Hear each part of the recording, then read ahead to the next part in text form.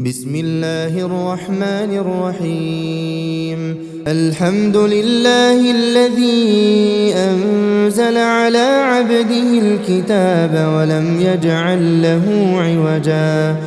قيما لينذر بأسا شديدا من لدنه ويبشر المؤمنين الذين يعملون الصالحات أن لهم أجرا حسنا ماكثين فيه أبدا وينذر الذين قالوا اتخذ الله ولدا ما لهم به من علم ولا لآبائهم كبرت كلمة تخرج من أفواههم إن يقولون إلا كذبا فلعلك باخع نفسك على آثارهم إن لم يؤمنوا بهذا الحديث أسفا إنا جعلنا ما على الأرض زينة لها لنبلوهم أيهم أحسن عملا وإنا لجاعلون ما عليها صعيدا جرزا أم حسبت أن أصحاب الكهف والرقيم كانوا من آياتنا عجبا إذ أوى الفتية إلى الكهف فقالوا ربنا آتنا من لدنك رحمة وهيئ لنا من أمرنا رشدا فضربنا على آذانهم في الكهف سنين عددا ثم بعثناهم لنعلم أي الحزبين أحصى لما لبثوا أمدا نحن نقص عليك نبأهم بالحق إنهم فتية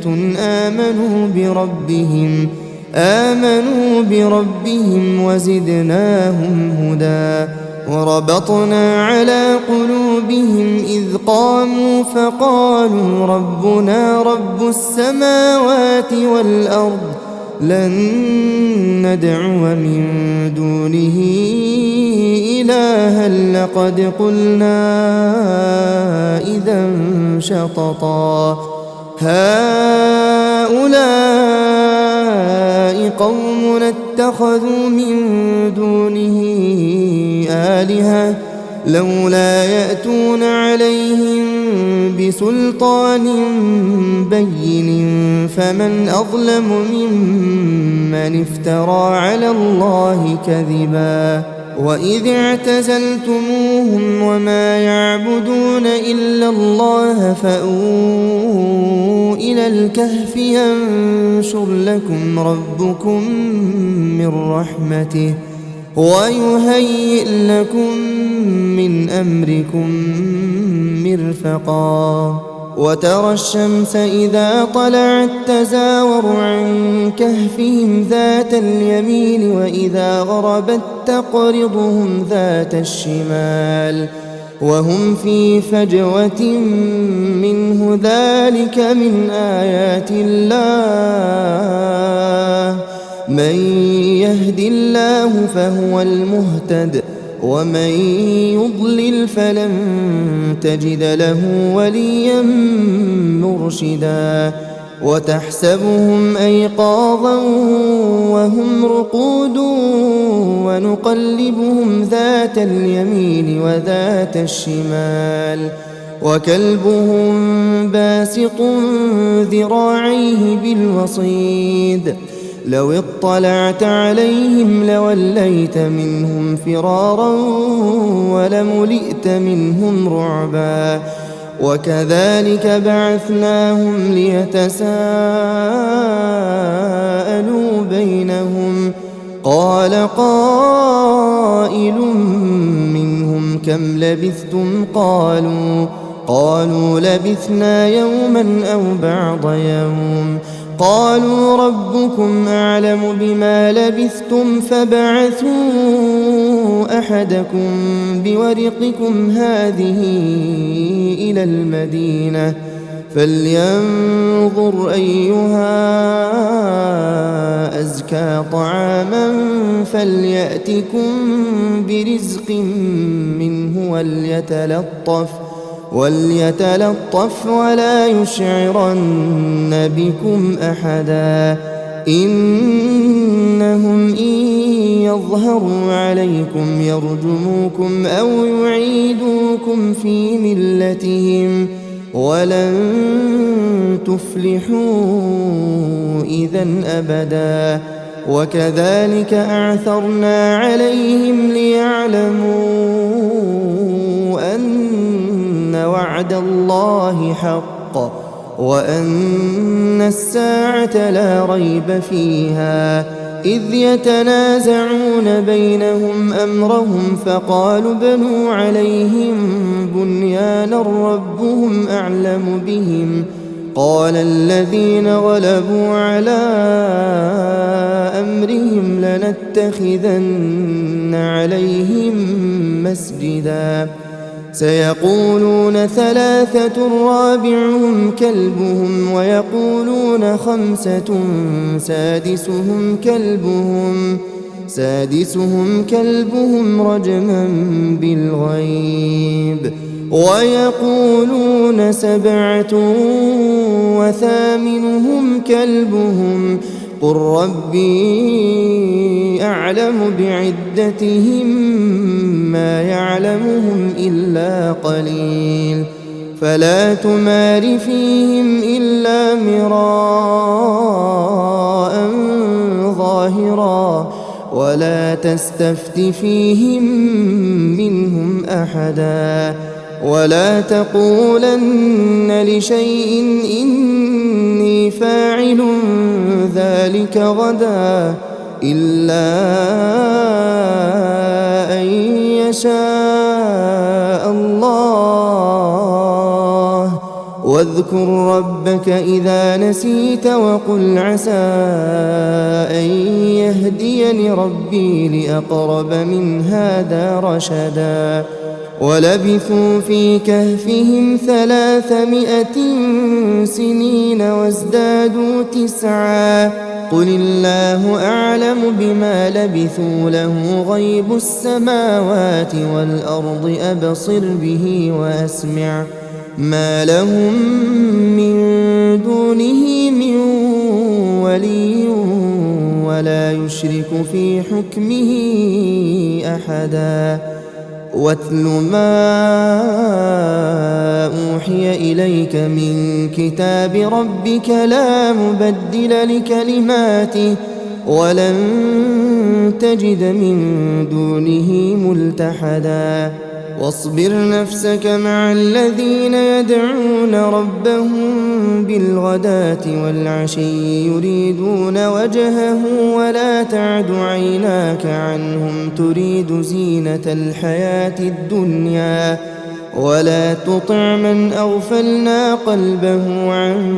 ذكرنا واتبع هواه وكان أمره فرطا وقل الحق من ربكم فمن شاء فليؤمن ومن شاء فليكفر إنا أعتدنا للظالمين نارا أحاط بهم سرادقها وإن يستغيثوا يغاثوا بماء كالمهل يشوي الوجوه بئس الشراب وساءت مرتفقا إن الذين آمنوا وعملوا الصالحات إنا لا نضيع أجر من أحسن عملا أولئك لهم جنات عدن تجري من تحتهم الأنهار يحلون فيها من أساور من ذهب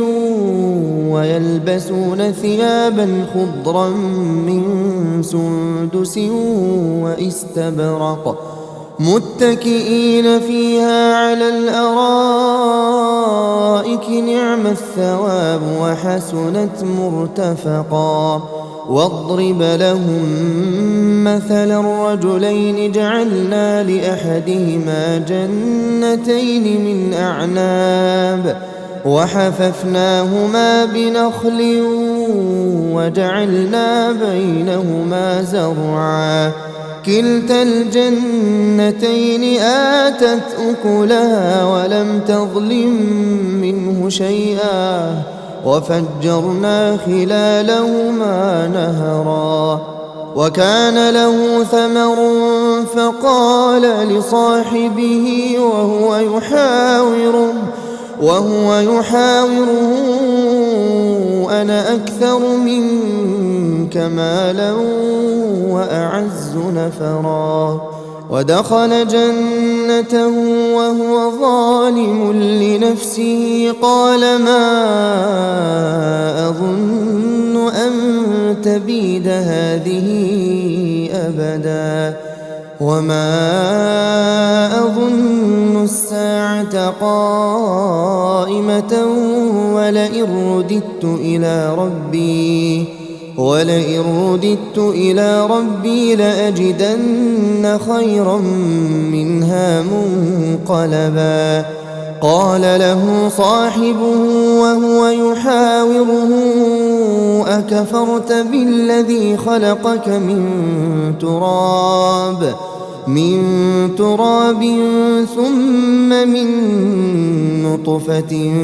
ثم سواك رجلا لكن هو الله ربي ولا أشرك بربي أحدا ولولا إذ دخلت جنتك قلت ما شاء الله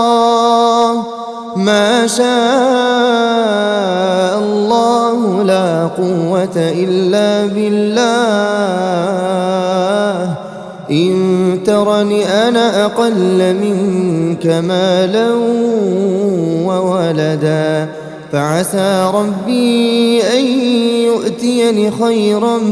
من جنتك ويرسل عليها حسبانا من السماء فتصبح صعيدا زلقا أو يصبح ماؤها غورا فلن تستطيع له طلبا وأحيط بثمره فأصبح يقلب كفيه على ما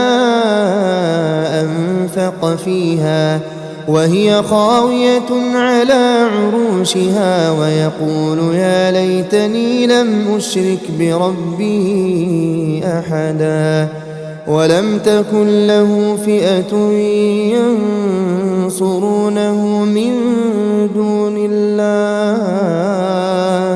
وما كان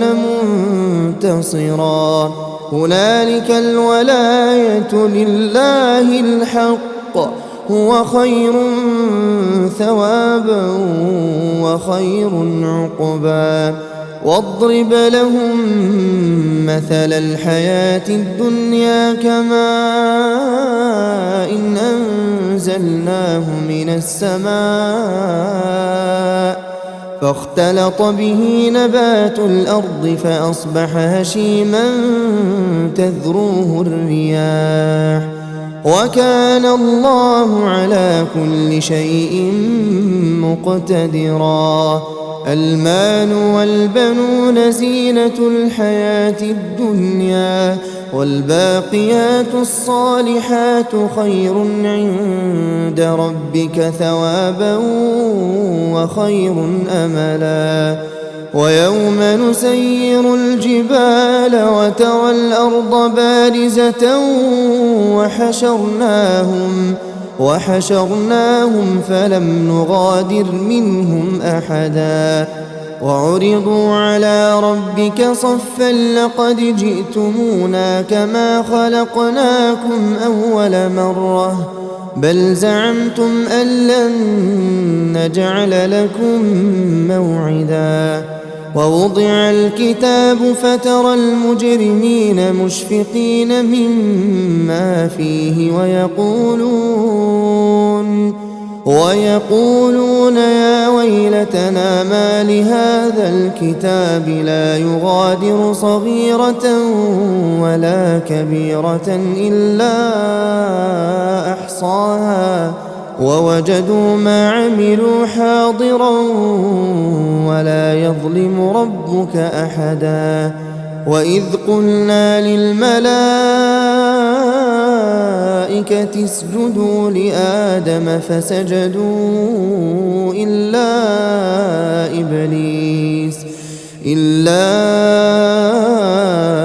إبليس كان من الجن ففسق عن أمر ربه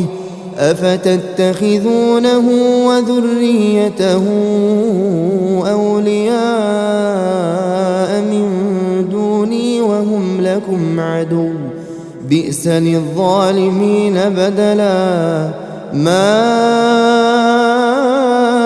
أشهدتهم خلق السماوات والأرض ولا خلق أنفسهم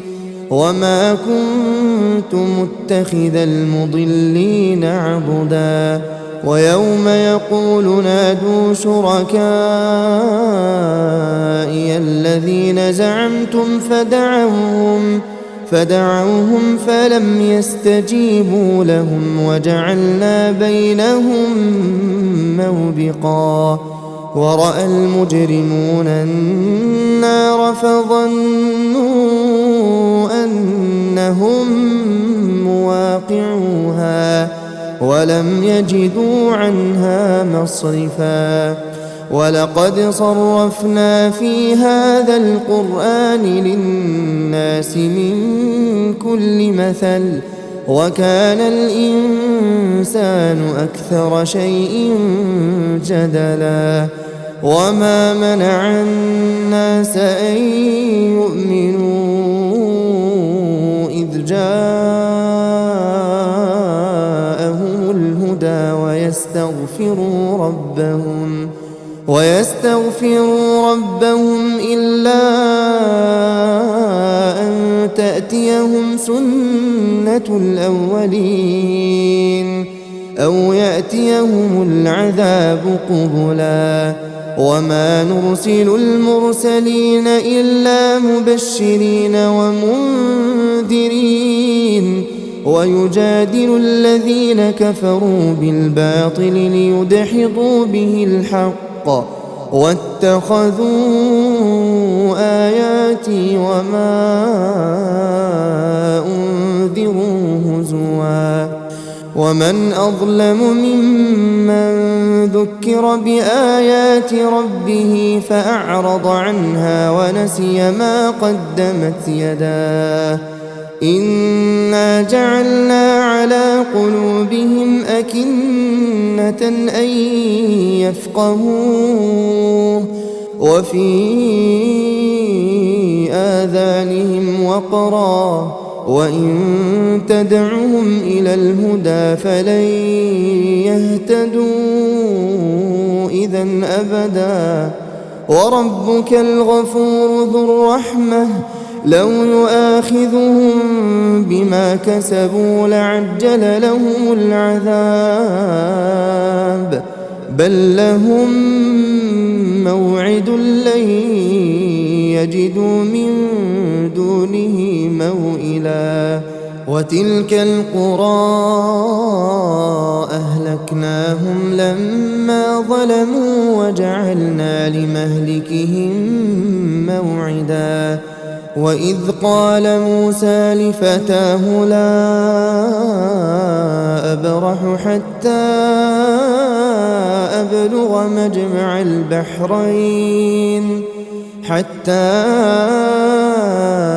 أبلغ مجمع البحرين أو أمضي حقبا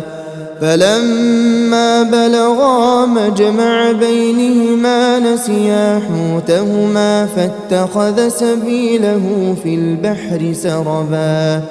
فلما جاوزا قال لفتاه آتنا غداءنا لقد لقينا من سفرنا هذا نصبا قال أرأيت إذ أوينا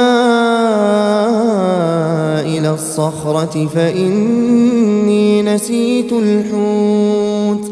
وما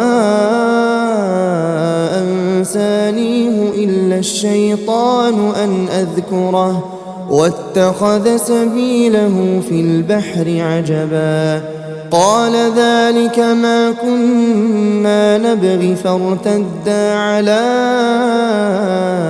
آثارهما قصصا فوجدا عبدا من عبادنا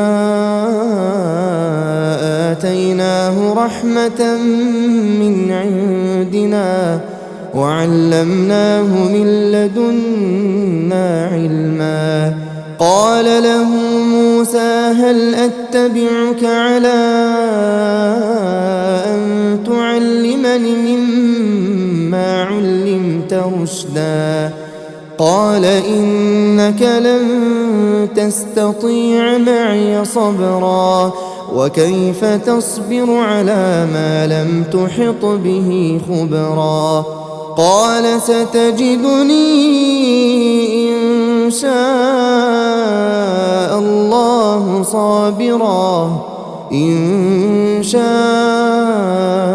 الله صابرا ولا أعصي لك أمرا قال فإن اتبعتني فلا تسألني عن شيء حتى أحدث لك منه ذكرا فانطلقا حتى إذا ركبا في السفينة خرقها قال أخرقتها لتغرق أهلها لقد جئت شيئا إمرا قال ألم أقل إنك لن تستطيع معي صبرا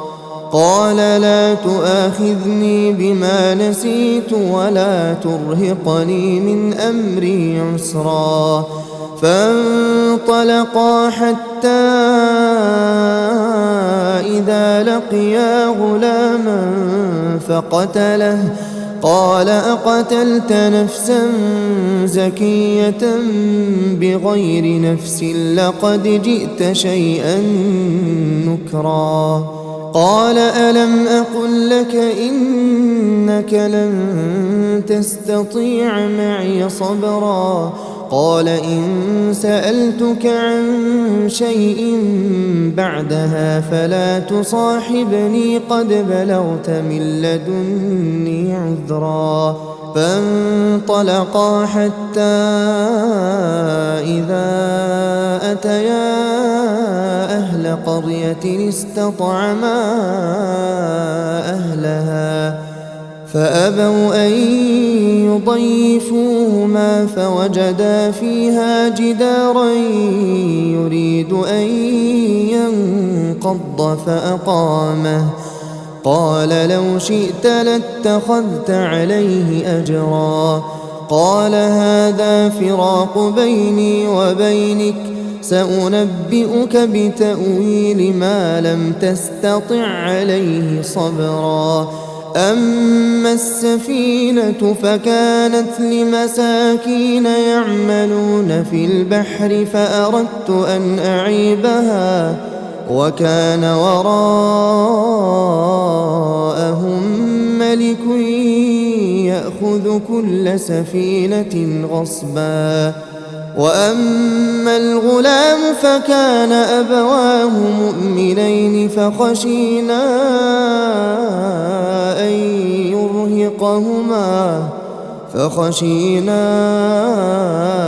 أن يرهقهما طغيانا وكفرا فأردنا أن يبدلهما ربهما خيرا منه زكاة وأقرب رحما وأما الجدار فكان لغلامين يتيمين في المدينة وكان تحته كنز لهما وكان أبوهما صالحا فأراد ربك أن يبلغا أشدهما ويستخرجا كنزهما رحمة من ربك وما فعلته عن أمري ذلك تأويل ما لم تسطع عليه صبرا ويسألونك عن ذي القرنين قل سأتلو عليكم منه ذكرا إنا مكنا له في الأرض وآتيناه من كل شيء سببا فأتبع سببا حتى إذا بلغ مغرب الشمس وجدها تغرب في عين حمئة ووجد عندها قوما قلنا يا ذا القرنين إما أن تعذب وإما أن تتخذ فيهم حسنا قال أما من ظلم فسوف نعذبه ثم يرد إلى ربه فيعذبه عذابا نكرا وأما من آمن وعمل صالحا فله جزاء الحسنى وسنقول له من أمرنا يسرا ثم أتبع سببا حتى إذا بلغ مطلع الشمس وجدها تطلع على قوم لم نجعل لهم من دونها سترا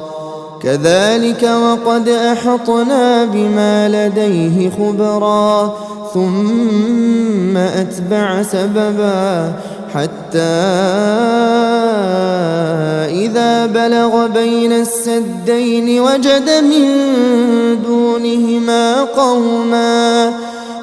من دونهما قوما لا يكادون يفقهون قولا قالوا يا ذا القرنين إن يأجوج ومأجوج مفسدون في الأرض فهل نجعل لك خرجا على أن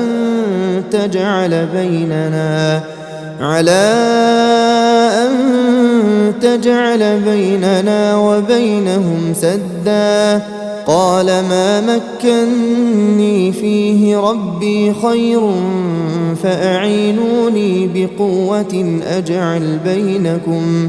أجعل بينكم وبينهم ردما آتوني زبر الحديد حتى إذا ساوى بين الصدفين قال انفخوا حتى إذا جعله نارا قال آتوني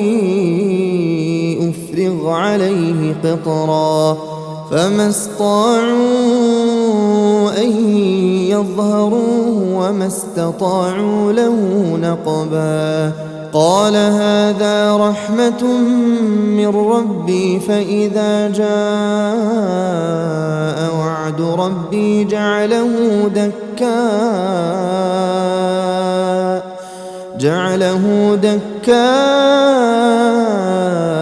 وكان وعد ربي حقا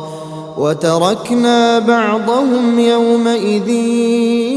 يموج في بعض ونفخ في الصور فجمعناهم جمعا وعرضنا جهنم يومئذ للكافرين عرضا الذين كانت أعينهم في غطاء عن ذكري وكانوا لا يستطيعون سمعا أفحسب الذين كفروا أن يتخذوا عبادي من دوني أولياء إنا أعتدنا جهنم للكافرين نزلا قل هل ننبئكم بالأخسرين أعمالا الذين ضل سعيهم في الحياة الدنيا وهم يحسبون أنهم يحسنون صنعا أولئك الذين كفروا بآيات ربهم ولقائه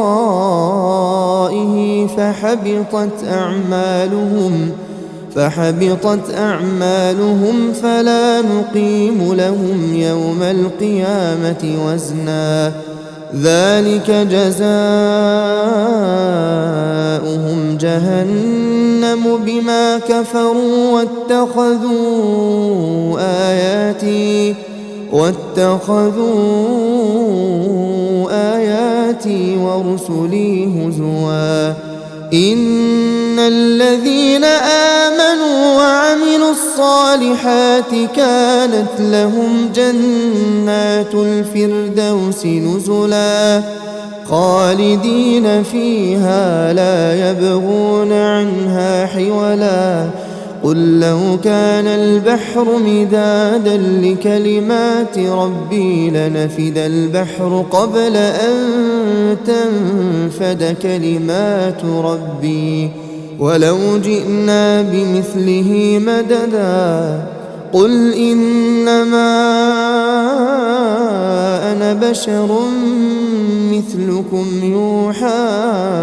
إلي أنما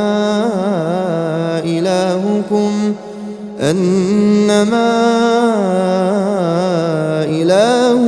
إله واحد فمن كان يرجو لقاء ربه فليعمل عملا صالحا ولا يشرك بعبادة ربه أحدا.